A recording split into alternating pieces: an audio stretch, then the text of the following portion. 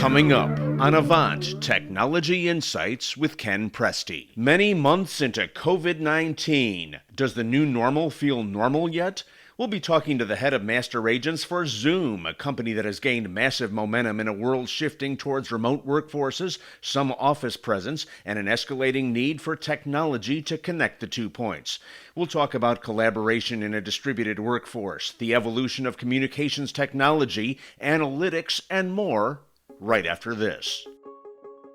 Welcome to Avant Technology Insights. I'm your host, Ken Presti, Vice President of Avant Research and Analytics.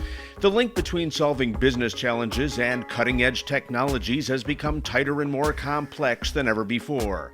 In this podcast series from Avant Research and Analytics, we help enterprise decision makers sort through the business case, the value, the challenges, and ultimately the bottom line of technology adoption.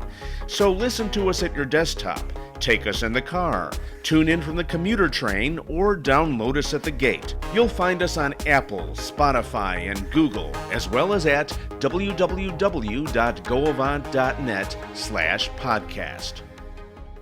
My guest today plays an integral role in the go-to-market strategy of Zoom, a company that needs no introduction in the era of the global pandemic.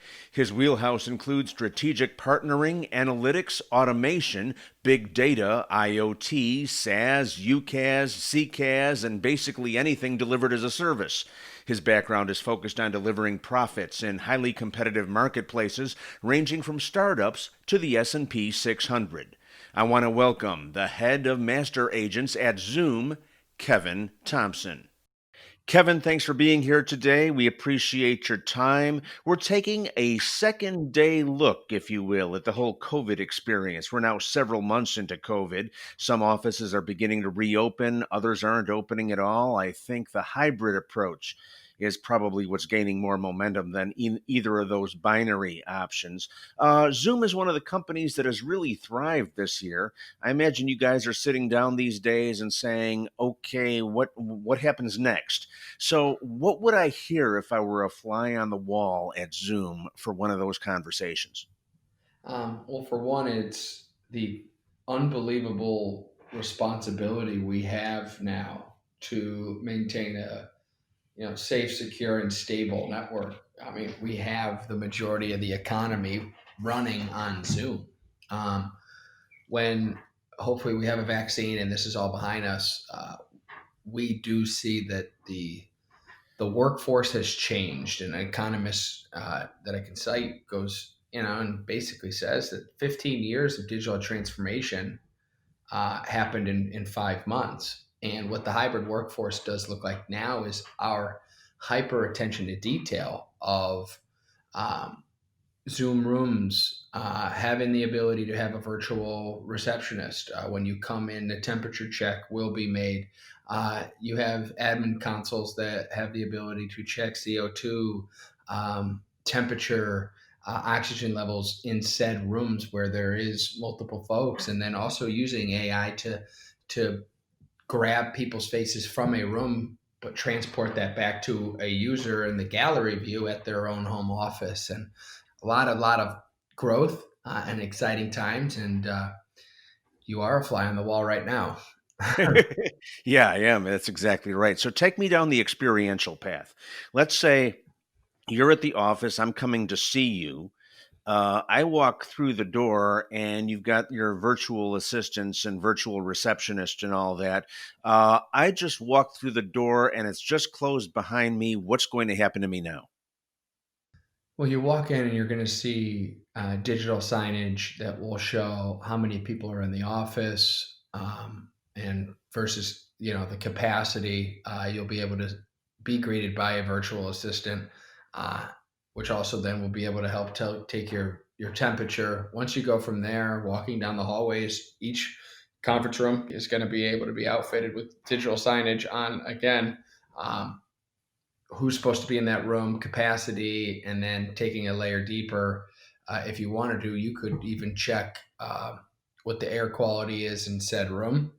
And then from there, you pick whatever position you are in the office, and you have the ability and now the foundation to communicate seamlessly with a of course, your internal employees via chat, video, or phone, or to the external customers, prospects using our advanced tools as well. So we've really tied a bow around what does the hybrid workforce look like, because it needs to be that nimble and stable, or there would be a fractured cloud environment, which is kind of inhibited that pre-COVID rapid adoption versus post-COVID when people were forced to.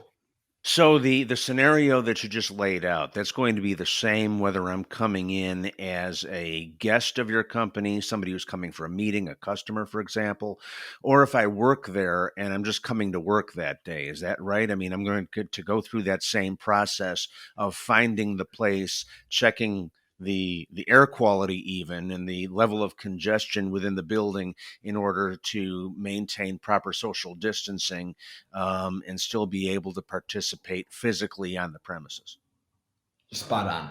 And that is, I mean, I really, from a health and safety precaution, it doesn't matter if you're wearing a company ID or not. We're going to provide the tools and the capabilities to exhibit a hybrid workforce where half of the customers or prospects or employees are at home versus in the office based on title, role, and job description that day.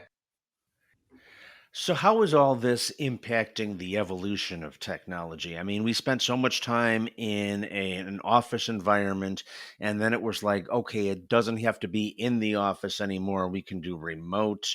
And I'm talking not just about Zoom in particular, but to the basic enterprise that's out there.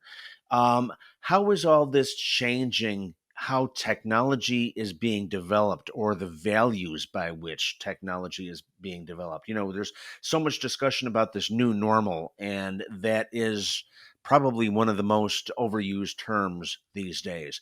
But how is all this impacting product roadmaps and R&D for companies all over? It's not a question of prem versus cloud, especially in like the global 5,000. Now it's being board driven. Okay, true cloud communications is here to stay. All assets of that, whether it be payroll, whether it be your CRM, whether it be your email, whether it be your your servers, and then whether it be your phone system. Um, so that's one. I think what stems from there is the heavy investment of how do you make a hybrid workforce or a 100% remote workforce? How do you make the assets, which are the people, more productive? So you're seeing a lot of like productivity analytics with like companies like Protoscore, for instance. But also what you see from you know Zoom fatigue. So, the mental work life balance where there's tons of investments in going on.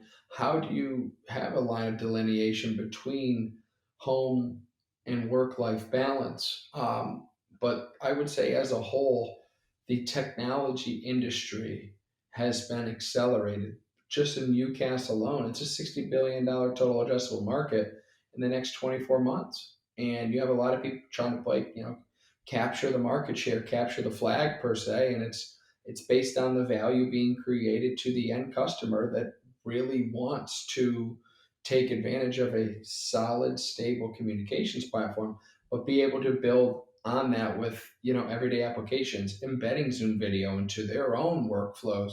There's a lot of stuff that I think the use of APIs plus just the foundation of the cloud communications is here to stay. It's been accelerated far faster than anyone could have predicted, pre-pandemic. And now we're trying to see the glass half full of as far as what the opportunity is for the masses in this wildly rapid growing industry, which Avant and Zoom are get to partake in. So you touched upon the technical side and you mentioned the fact of that, things are different in terms of what this enables, this, instant on and always available kind of environment. To what extent do you think enterprise decision makers need to think about the sociological aspects of all this? I mean, it used to be, when you came to the office, you were there to work, and that's all what's expected, and that's what's expected of you. Now we're working from our homes, and that line gets a lot grayer. As you guys look at what you've done technologically, and as you look at what's going on in the overall business environment, how do you think that squares up from a what the management ought to be able to expect and what they ought to be able to do? As a whole, leaders, thought leaders, leaders of organizations every day, business owners, I do think at the end of the day, there's nothing more important than your people. It's the greatest asset. It's the difference between all these different companies. With that, what are the tools that you're using now to not only attract the best talent, but keep and retain? There's a lot of options, and there's, thankfully, in an ever-growing tech world, there is always room for opportunity. I truly believe that as a millennial workforce is entering into the marketplace, and this is what Google did a very good job of, you know, EDU, they created a moat around Google for EDU by issuing Chromebooks. I mean, every child coming out of school has been used to Google search engine, Google Chromebook, and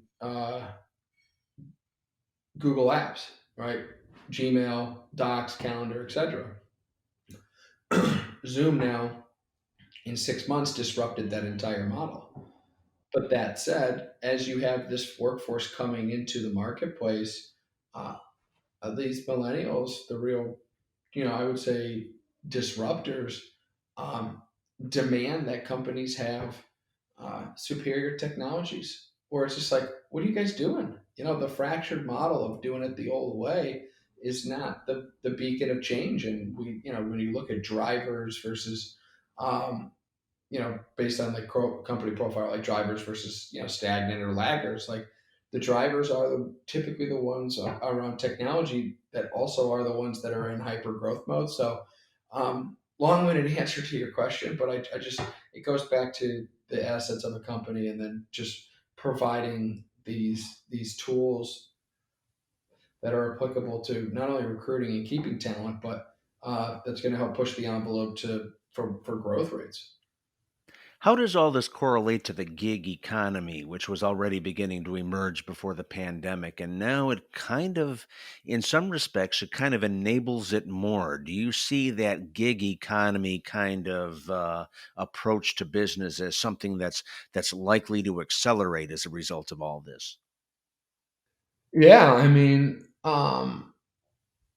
the freelance, the get, like, I mean, yeah, I mean, it's like a free market system. I mean, the amount of coders, the way that it makes, you have companies like a Twilio, or like you now even like a Zoom, that like with a few lines of code as a freelance coder, like you can make two applications talk to each other.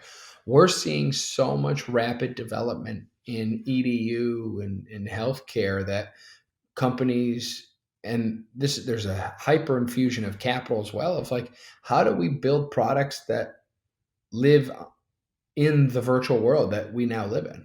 How do you create a webinar product that you can actually charge money for? How do you build a telemedicine application that embeds, video? How do you have, three different applications boiled down to to talk to one another? And that's all part of like, the evolution, where then the gig worker, um, there's an opportunity, and I think it's going to continue to cascade, that like not only is the gig economy here right now, I think it will perpetuate, as not only you don't have to be in an office anymore, but behind every computer screen is endless opportunity for whether it be new companies, angel investing, or just to be a better um, employee. But like I truly believe that more freelance and the gig workers is not only here, but it's going to continue to cascade.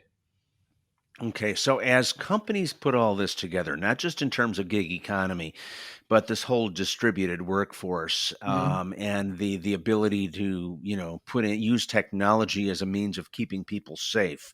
What would you say are the things that people are most likely to forget about? In putting that strategy together, what's most likely to slip through the cracks that a trusted advisor or a customer working with a trusted advisor would need to keep in mind in order to make sure that everything does what it's needed to do and that they get the best bang for the buck? Yeah. Great. Again, great question. And I wouldn't recommend anyone buy direct without a trusted advisor helping guide because of just the amount of knowledge and the different product sets and case examples that the trusted advisor does see. Definitely helps arm customers to buy appropriately so that, things aren't falling through the cracks. I believe right now in the true distributed workforce, you need to have very tight integration across whether it be Office 365 or Google, your CRM, well, let's call it Salesforce is that play, your phone system, which hopefully is encompasses of the meetings and your phone system, and then uh, that's all going to perpetuate clean data. And then from there, how are you using clean data to make better business decisions? And how are you reading or using some of the modern day technologies? Again, I did a drop for ProtoScore, but like using productivity analytics, not only for coaching and AR and HR, but for accountability. Because if a distributed workforce employee is getting all those assets, right, and those licenses, how do you ensure that they're actually adopting the technology versus just doing off of everything off their cell phone? Because if that distributed workforce member does leave, you were just paying someone and they have all your proprietary information. And so that's where I think that this is the wave that it goes to, where it's true cloud applications. But the next is how do you use data to be an asset versus kind of like a lagging indicator, as in the way that a business makes decisions. I would say that 8 out of 10 companies would say that the all the components of their communications are not baked into a CRM, and they don't have real time clean data. And I think that's where that's why you have these valuations from Snowflake and MuleSoft and all these other companies, that it's all around data richness and cleanliness. And I think that's where it goes. And thankfully, Zoom has an incredible API hook into those types of companies that allow us to pump a lot of our meeting data and voice usage into CRMs for the next phase of that delineation and data reading. Yeah, it's real interesting to see how all these things come together and need to be integrated, and the value that comes through all that, which becomes exponential as you bring things together. It's more than just a one plus one equals two. You bring these things together and make everything work together correctly, and you can really see a quantum leap in your capabilities. Kevin Thomsen, head of master agents at Zoom, thank you very much for being our guest here today. We appreciate your thoughts, sir. Thank you, Kevin, very much for being here today. Oh man, thank you so much to Ken and the Avant Trusted Advisor community. I mean, you guys are incredible. You've been listening to Avant Technology Insights with Ken Presti, featuring information and opinions on how key technologies can be leveraged to solve business problems. Avant Technology Insights is a service of Avant Communications, a platform for IT decision-making. All opinions expressed in this podcast are those of the guest and the host. For more information, please feel free to download our research reports and other resources at www.goavant.net. That's www.goav as in victory, ant.net. For Avant Research and Analytics, I'm Ken Presti.